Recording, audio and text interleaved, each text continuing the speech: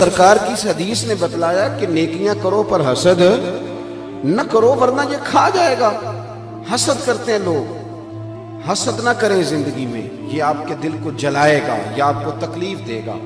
اور اعلیٰ حضرت بریلوی رحمۃ اللہ علیہ کا تو ایک جملہ اس عنوان پر بڑے شاندار ہے۔ میرے اعلیٰ حضرت فرماتے ہیں حسد کرنے والا بندے پر اعتراض نہیں کرتا، وہ تو رب کی تقسیم پر اعتراض کرتا ہے، اللہ کی تقسیم پر اعتراض کرتا ہے کہ اسے کو دیا مجھے دینا چاہیے۔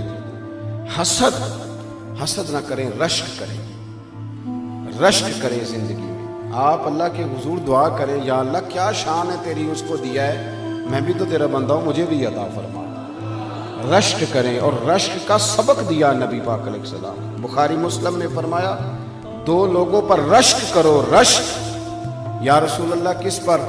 فرمایا ایک جسے اللہ مال دے، وہ صبح بھی اللہ کے راستے میں خیرات کرے، شام بھی اللہ کے راستے میں خیرات کرے۔ اور دوسرا وہ شخص جسے اللہ علم دے، قرآن کا علم دے، اور وہ صبح بھی لوگوں کو قرآن کا درس دے اور شام بھی لوگوں کو قرآن کا پیغام سنائے۔ رشک کریں، اپنی زندگی میں رشک کریں کہ یا اللہ تیرا کرم ہے نا، وہاں دیا ہے۔ دیکھیں نا حضرت عمر فاروق رضی اللہ تعالیٰ عنہ فرماتے ہیں کہ میں نے ساری زندگی کوشش کی نیکیوں میں ابو بکر سے بڑھ جاؤں، پر مجھے رشک ہے کہ ان کا ہمیشہ پہلا ہی نمبر رہا، ان کا نمبر ہمیشہ رشک کرتے تھے، ہمیشہ رشک فرماتے تھے، اور اس رشک کے ساتھ ذکر کرتے تھے۔ کسی نے آپ سے پوچھا، عارف رومی علیہ رحمہ اس کو لکھتے ہیں، کسی نے پوچھا حضرت عمر سے کہ آپ کہتے ہیں کہ میں آدھا مال، ویسے آدھا مال بھی لے کے آنا بڑا مشکل کام ہے، کہ 2.5 زکوٰۃ دینی پڑتی ہے نا رمضان میں، تو 15 مفتیوں سے لوگ فتویٰ پوچھتے ہیں۔ ہاں جی، یہ بھی کہتے ہیں کہ تھوڑے سے میں نے پیسے بھی دینے ہیں، ابھی فلانا بھی مسئلہ ہے، 15 لوگوں سے مسئلہ، آپ ناراض نہ ہونا۔ میری چھوٹی سی رائے یہ ہے کہ زیادہ مسئلے پوچھتے اس لیے کہ کوئی گنجائش نکل آئے، ورنہ بات تو ایک ہی ہوتی ہے جو سب بزرگوں نے بتانی ہوتی ہے، پوچھتے رہتے ہیں تفصیلات میں۔ 50% دینا خاصا مشکل کام ہے، لیکن حضرت عمر کہتے ہیں میں لایا تھا 50%۔ توجہ ہے میری بات پر؟ حضرت ابی بن کعب نے کہا تھا حضور میں نے سارے پیسے اللہ کے راستے میں خیرات کرنے ہیں، تو سرکار نے فرمایا نہیں، چوتھا حصہ دو۔ حضرت ابو لبابہ نے بھی عرض کیا تھا حضور سارے دینے ہیں، فرمایا نہیں، چوتھا حصہ دو۔ ہاں، ایک ابو بکر صدیق ہیں جو سارے لے کے آئے تو میرے رسول نے سارے ہی قبول فرمائے۔ تو حضرت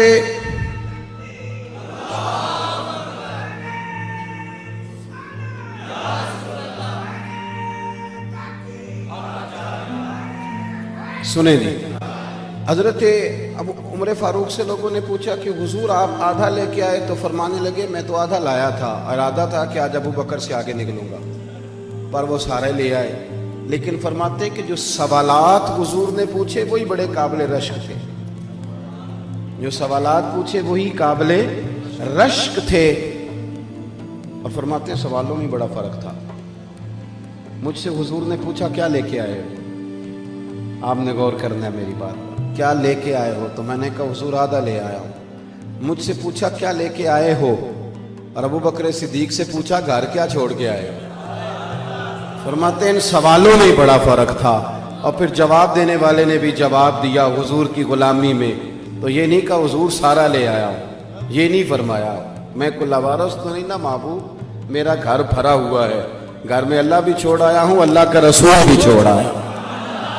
رشک والی زندگی گزاریں، رشک والی، اس طرح تو پھر آپ لکیر کے فقیر ہو جائیں گے، پیٹتے رہیں گے فلانا آگے نکل گیا۔ حسد جینے نہیں دیتا، تکلیف میں ہمارے گھروں میں زیادہ جنگ حسد کی ہے۔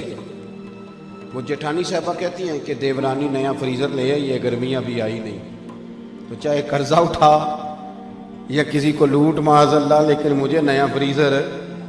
یہ جو دوڑ لگی آپ کے ملک میں نا، بڑی غربت ہے، پریشانیاں ہیں، آزمائشیں، لیکن نئے ماڈل کا موبائل شارٹ ہو جاتا ہے مارکیٹ سے، پرانے ماڈل کا مل جاتا ہے، نئے ماڈل کی گاڑی شارٹ ہو جاتی ہے، اور نئی بکنگ کا معاملہ یہ ہوتا ہے کہ جس نے فٹافٹ لینی ہے وہ 2 لاکھ زیادہ دے کے لے لیتا ہے۔ یہ معاملہ کیا، یہ دوڑ لگی ہوئی ہے، کسی طریقے آگے نکل جائے۔ اور بڑے لوگوں کی دوڑ بھی بڑی بڑی لگ گئی. حسد نہیں کریں, اس تکلیف سے بچیں. حضرت عائشہ صدیقہ رضی اللہ تعالیٰ عنہ فرماتی ہیں ساری زندگی میں نے سیدہ خدیجۃ الکبریٰ پہ رشک کیا, میں نے رشک کیا.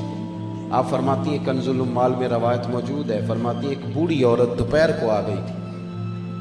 وہ سرکار کے آرام کا وقت تھا تو صحابہ نہیں آیا کرتے تھے, لیکن وہ بوڑھی آ گئی.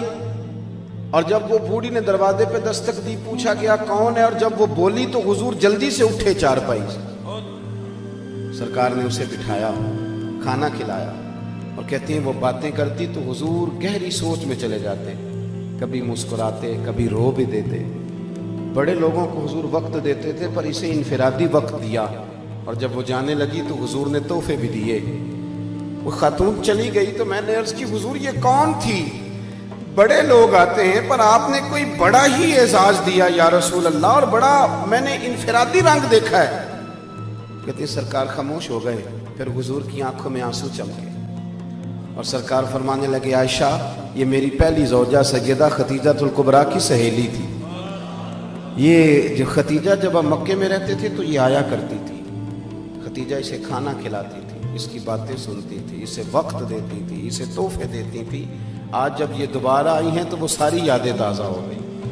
جناب عائشہ صدیقہ رشک سے بیان کرتے, تھوڑا تھوڑا نکلیں اس دور سے.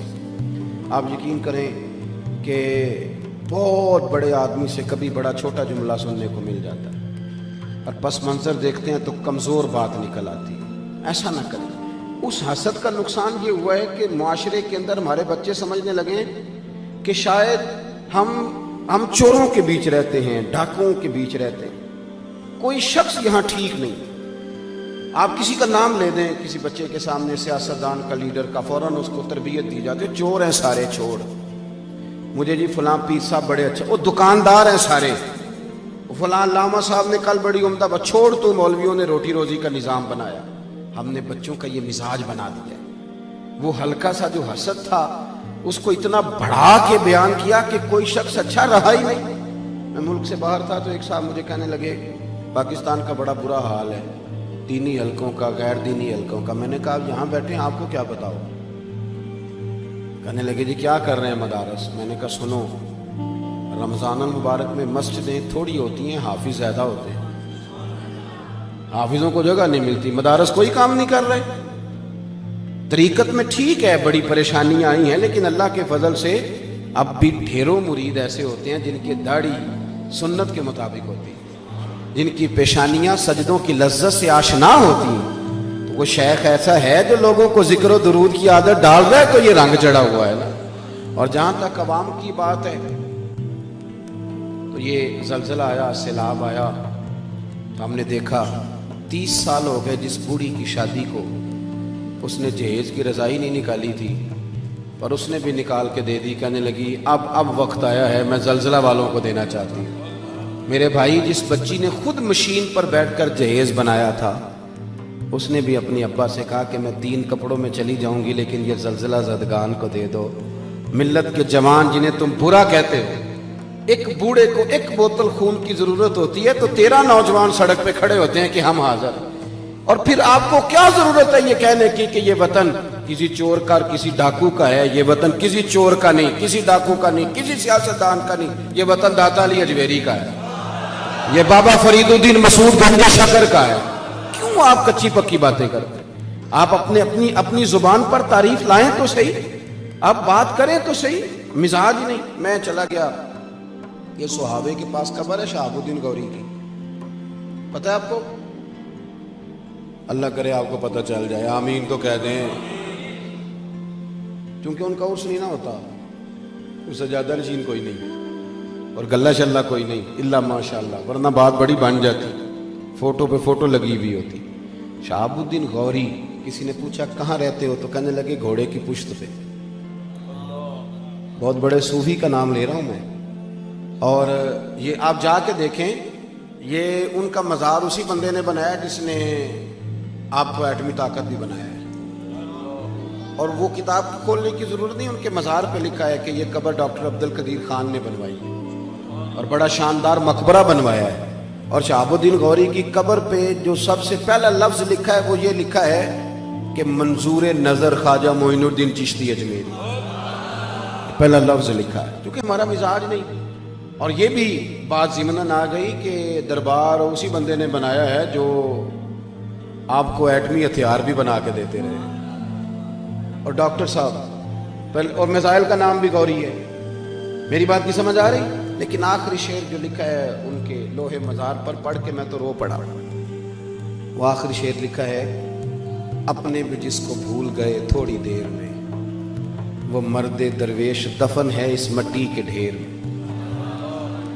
اپنے بھی جس کو بھول گئے تھوڑی، میرے دوستو یہ لوگ تھے جو اس وطن کے، اس دھرتی کے اصل وارث تھے۔ ایک تو زندگی میں حسد نہیں کریں، دوسرا نا جو جس مقام پہ ہے، ویسے بھی میں بیان آپ حضرات سے کر رہا ہوں، بزرگوں کے ساتھ نہیں، تھوڑا تھوڑا نا تکبر بڑھتا جا رہا ہے۔ ہم نا دوسرے کا وجود قبول کرنے کو تیار نہیں۔ اس چیز نے اتنی شدت پیدا کی ہے، اتنی شدت۔